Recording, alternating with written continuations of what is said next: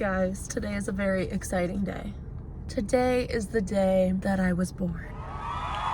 I know. Honestly, should go down in history as one of the greatest days/holidays of all time. Hello everyone and welcome back to my channel, or welcome to my channel if you're new here. Hi, my name is Liz, and in today's video we are gonna be doing my birthday book haul. Yes, I did in fact go book shopping this morning. Yes, I did buy more books than I definitely needed. Does that stop me? No, it does not. Since it's my birthday, I am not about to hold back. I am going to buy books that I've been eyeing for a while, and these are all ones I for sure will read. They're not just books that I saw for the first time ever and I'm like, oh, maybe that sounds sort of good. These are all books that I've been eyeing for months, if not years. So I tried to be a little bit more specific with which books I was going to be buying today, because you guys know I have way too many books on my TBR, my physical TBR, but we persevere. So let's chat about some of the books that I got today. The first one that I got was The Women of Wild Hill by Kirsten Miller. This is the author of The Change, which I read a handful of years ago and I really enjoyed. This one is a modern day witch story about witches waging war on the patriarchy. Okay, it's basically following 3 different sisters who all have this lineage of being from this very powerful witch line, I think, and they all come back to this place called Wild Hill where their ancestors founded and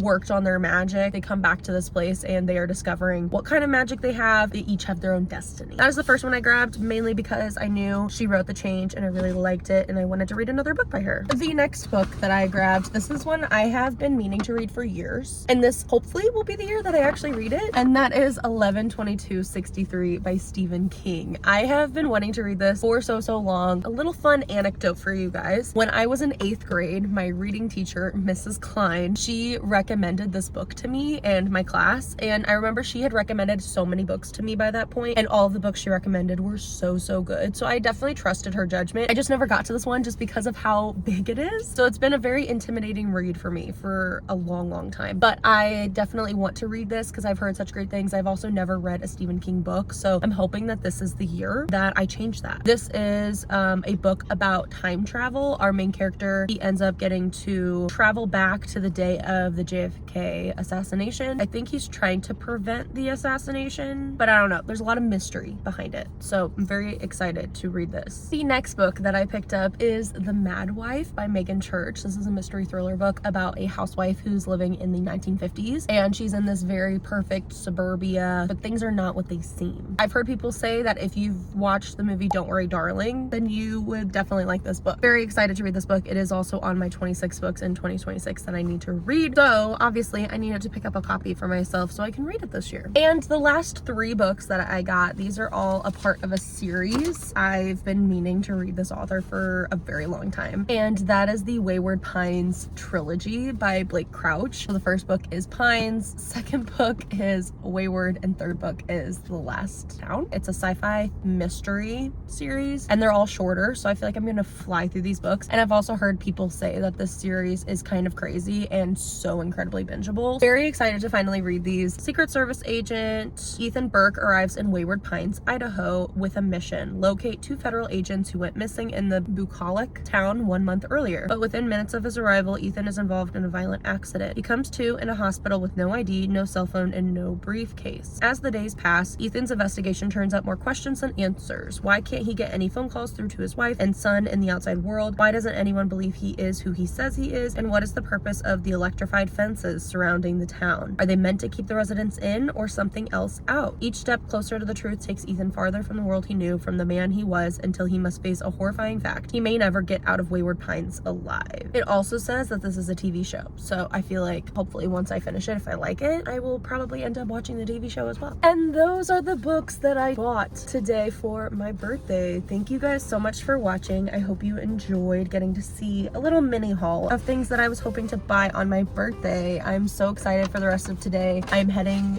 to my parents' house now with Milo and Murphy. They are in the car with me at this moment. And we are gonna go see the new Project Hail Mary movie because it came out today. And I'm so excited because I loved that book and I'm so excited to see the movie. So those are the plans for today. It is gonna be such a great day. Already I got a coffee, got my books. The weather's beautiful. It's supposed to be in the 80s today. So I am just so incredibly grateful and excited to celebrate with my family. Thank you guys so much for watching and I will see you guys in my next video. Happy reading. Bye.